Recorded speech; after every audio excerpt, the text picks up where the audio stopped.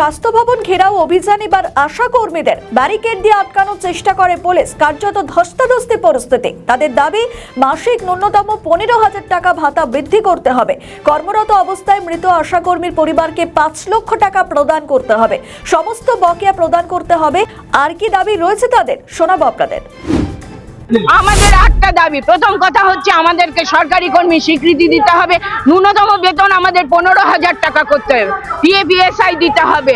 আমাদের যে কর্মীরা মারা যাচ্ছে তাদেরকে, তার পরিবারকে 5 লক্ষ টাকা যে বেনিফিট সেটা দিতে হবে।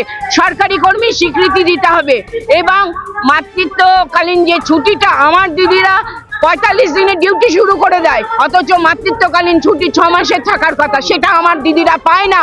সরকার সেটা আমাদের দিচ্ছে না। আমার আশা দিদি ব্রেস্ট ফিডিং না করিয়ে সে ফিল্ডে যে মাকে বলছে ব্রেস্ট ফিডিং করাতে হবে। এই তো আমাদের অবস্থা।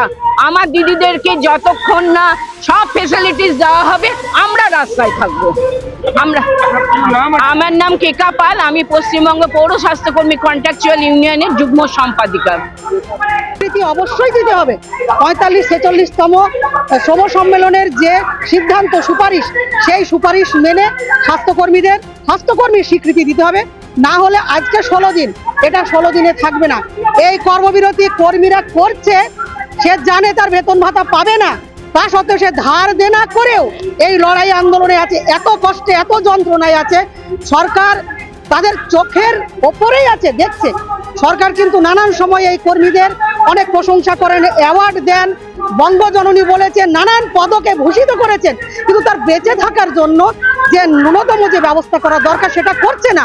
পুজোর আগে, ঈদের আগে কর্মীরা তাদের 5 মাস 6 মাস করে বাকি থাকে, তারা টাকা পায় না। উৎসবে তার ছেলে মেয়েকে কিছু দিতে পারে না। আর উৎসবে আমাদের মাননীয় মুখ্যমন্ত্রী, প্রধানমন্ত্রী কেউ পিছিয়ে নেই। কত দান খয়রাতি ক্লাবকে, মানে কত বড় বড় ঘোষণা করছেন উৎসব করার জন্য, আনন্দ করার জন্য। একদিকে আশা কর্মীদের ঘরে অন্ধকার, আর উৎসবের জন্য কোটি কোটি টাকা বরাদ্দ চলছে। আমরা মনে করি এই কর্মীদের ন্যূনতম বেঁচে থাকার মতন ভাতা, সরকারি স্বীকৃতি রাজ্য সরকার কর্তৃক 15,000 টাকা ভাতা দিতে হবে। না হলে আমাদের এই কর্মবিরতি চলবে, ধর্ণা চলবে, লাগাতার আন্দোলন চলবে। আমরা পথ ছাড়বো না। আপনারা কি এখানে একটা ডেপুটেশন জমা দেবেন? আমরা ডেপুটেশন জমা দেব। আমাদের সঙ্গে আমরা চিঠি দিয়েছি স্বাস্থ্য সচিব নিগম স্যারের কাছে, আমরা মিশন ডিরেক্টরের কাছে চিঠি দিয়েছি, DHS স্যারের কাছে আমরা চিঠি দিয়েছি। ওনারা বলেছেন আমাদের সঙ্গে আলোচনায় বসবেন।